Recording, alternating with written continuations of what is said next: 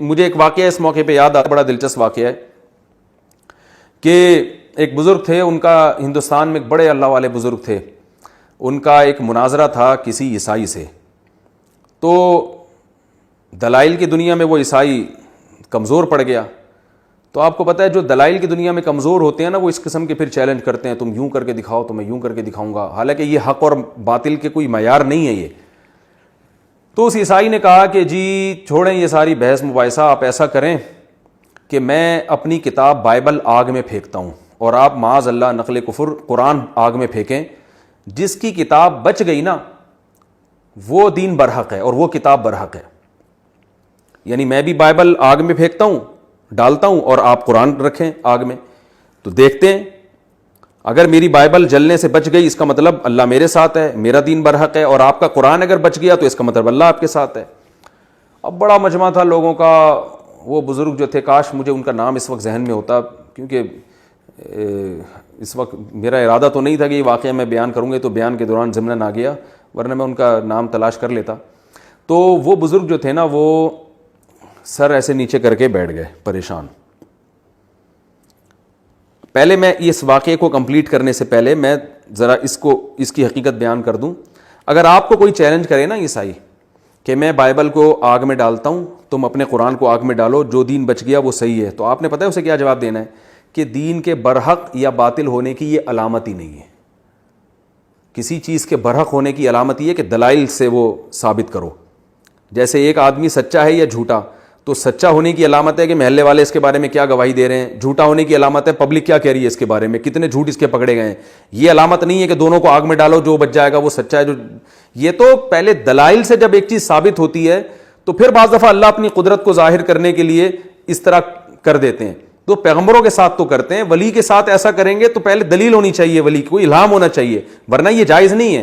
تو ایسے موقع پہ آپ نے کیا کہنا ہے کہ بھائی یہ حق اور باطل کی دلیل نہیں ہے. دلائل کی دنیا میں دیکھیں، اس کی میں ایک مثال دیتا ہوں. آپ نے دعویٰ کیا کہ 2 اور 2 4 ہوتے ہیں. ایک آدمی کہہ رہا ہے جی 2 اور 2 5 ہوتے ہیں. آپ کہہ رہے ہیں نہیں جی 2 اور 2 4 ہوتے ہیں، وہ کہہ رہے ہیں نہیں جی 2 اور 2 5 ہوتے ہیں. اب دلائل کی دنیا میں آپ کا سچا ہونا ثابت ہو گیا. آپ نے تمام ریاضی دان کو بلا لیا، کیلکولیٹر رکھا، 2 کو 2 سے جمع کیا تو 4 جواب آ رہا ہے. اس نے کہا میں اس کیلکولیٹر کو نہیں مانتا. آپ نے وسیم بھائی کا کیلکولیٹر منگوا لیا، یار وسیم تو اپنا کیلکولیٹر لا، میرے کیلکولیٹر کو نہیں مانتا. یہ وسیم بھائی کے کیلکولیٹر میں 2+2 لکھا، جواب 4 آیا.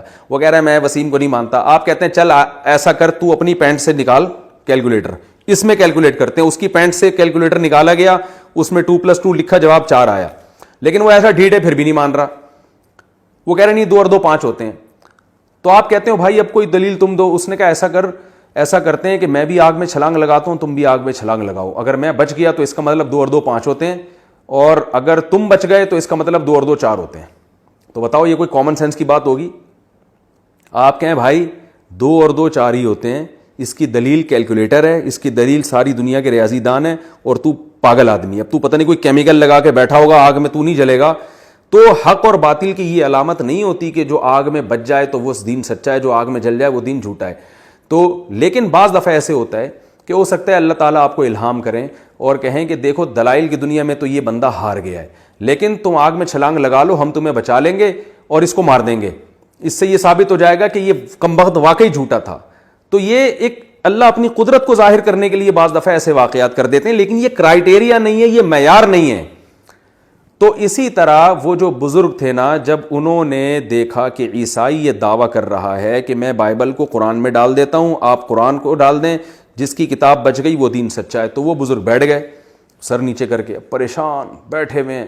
اور ادھر عیسائیوں نے شور مچانا شروع کر دیا، خوشی سے تالیاں بجانا شروع کر دیں. ہار گئے. ان کو پتہ ہے کہ معاذ اللہ ہمارا قرآن جل جائے گا اور بائبل جو ہے بچ جائے گی، تو یہ دین جھوٹا ہے، ہم جیت گئے کا. اور ادھر مسلمان پریشان. عقل تو ہے نہیں نا لوگوں میں کہ یار یہ کون سی پریشانی والی بات ہے، یہ تو دعویٰ ہی غلط ہے. لیکن بعض دفعہ اللہ اپنی قدرت ظاہر کرتے ہیں. بزرگ کافی دیر سر نیچے. یہ واقعات ہوتے ہیں اہل اللہ کے ساتھ، جو واقعی اللہ والے ہوتے ہیں ان کے ساتھ اللہ بسا اوقات ایسی مدد کے واقعات کرتے ہیں کہ انسانی عقل حیران ہو جاتی ہے. لیکن یہ کوئی قاعدہ ضابطہ نہیں ہے بہرحال. تو کافی دیر سر جھکا کے بیٹھے رہے. پھر کافی دیر بعد انہوں نے سر اٹھایا. انہوں نے کہا کہ بھائی دیکھو بات یہ ہے کہ میرے اندر تو یہ طاقت نہیں ہے کہ میں اللہ کے اس کلام کو جس کے برحق ہونے کا مجھے یقین ہے، میں اس کلام کو اپنے ہاتھوں سے آگ میں پھینک دوں، یہ تمہارا جگرا ہوگا بھائی، ہمارا تو جگرا نہیں ہے۔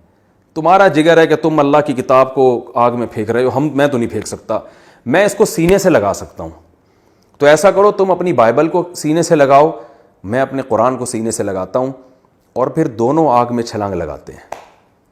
ہم میں سے جو زندہ بچ گیا اس کا دین سچا ہے۔ ارے بھائی وہ جو پادری تھا اس کے تو پسینے چھوٹ گئے، کیونکہ وہ تو کئی کیمیکل لگا کے لائے ہوا تھا نا بائبل کے اوپر کسی طرح بچانے کے لیے۔ اب بڑا پریشان، اس نے کہا یہ تو نہیں ہو سکتا۔ الحمدللہ مسلمان مناظرہ جیت گئے۔ بعد میں لوگوں نے پوچھا حضرت آپ کو یقین تھا کہ وہ بھی چھلانگ لگائے گا اور آپ بھی چھلانگ لگائیں گے تو آپ بچ جائیں گے؟ اگر وہ واقعی تیار ہو جاتا تو کیسے آپ یعنی جل جاتے، دونوں جل کے مر جاتے؟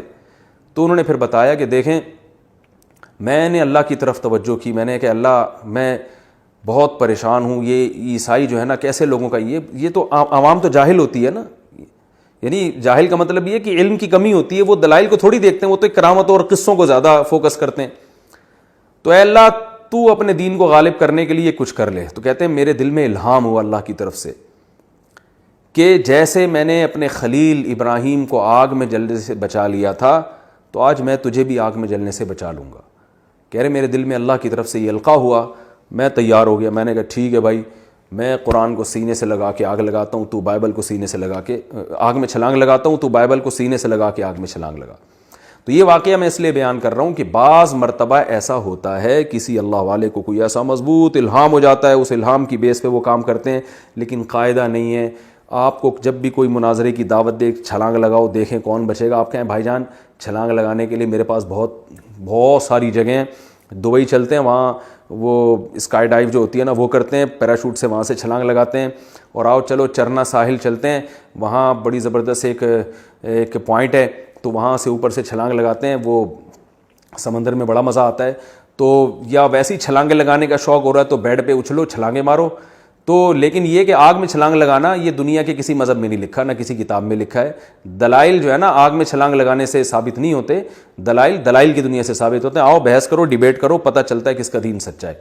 لیکن آپ اتنے اللہ والے ہیں، اتنے پہنچے ہوئے ہیں کہ اللہ آپ کو الہام کر دے تو لگا لے چھلانگ، گورنمنٹ کی طرف سے کوئی پابندی نہیں ہے، آپ نے بچنا ہی ہے، یقینی ہے اگر۔ لیکن ایسا الہام بہت کم ہوتا ہے، بہت کم لوگوں پر ہوتا ہے۔